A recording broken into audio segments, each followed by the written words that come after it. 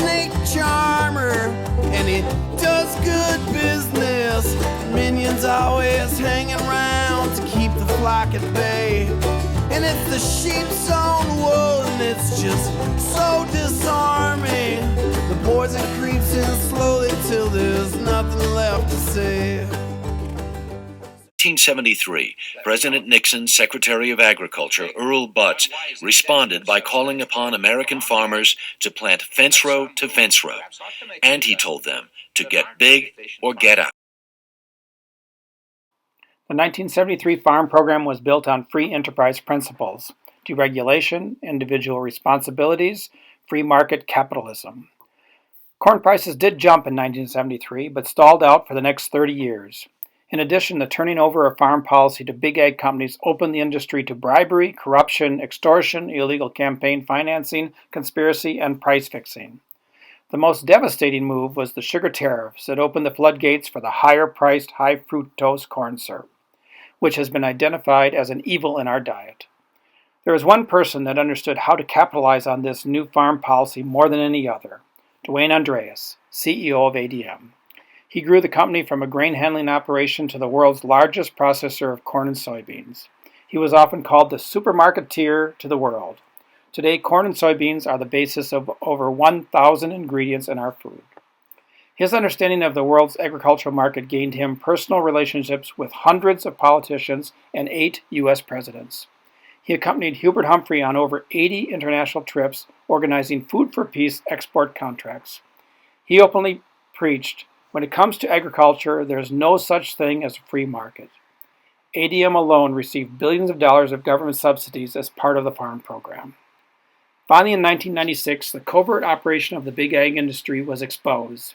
Andreas' son was sent to prison for price fixing, and Andreas was forced to step down as chairman of ADM.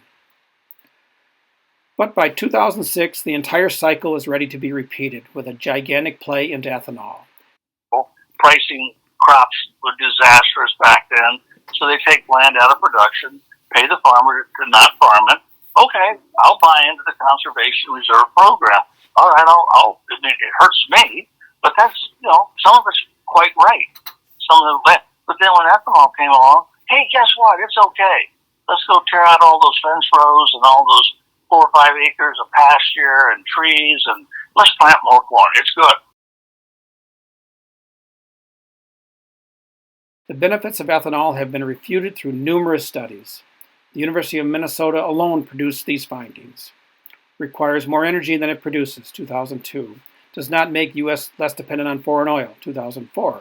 Affects the food supply, 2006. Has not stabilized the agricultural economy, 2006.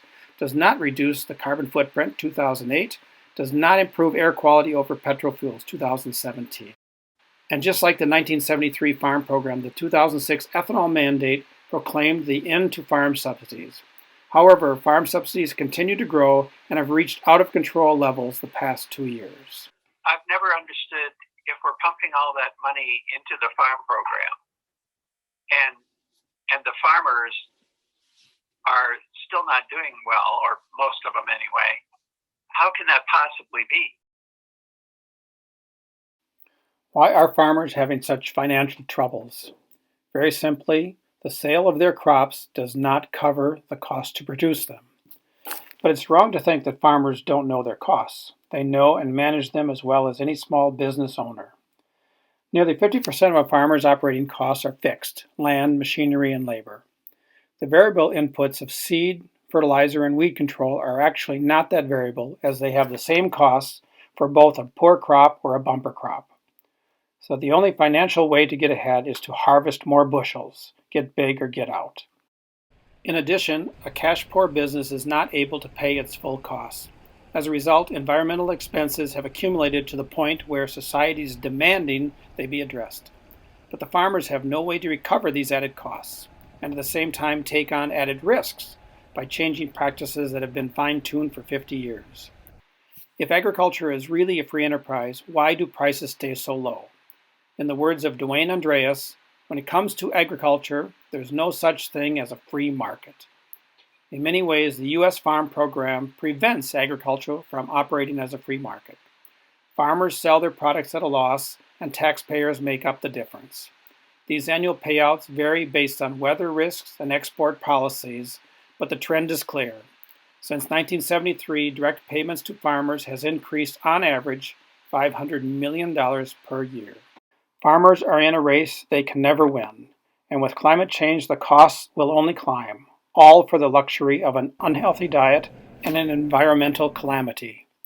It's time we take a proactive step in developing a farm policy that can sustain the family farm and our land. Where do we start? Let's look at those who have benefited most from today's farm program. What have they been up to? So go ahead and lead, babe. Go on and go. You've been trying for years and are back to life. It don't show, but your heavy heart will just weigh you down. Holding out to try to find a little truth in what you found this time around. Holding out to try to find a little truth in what you found this time.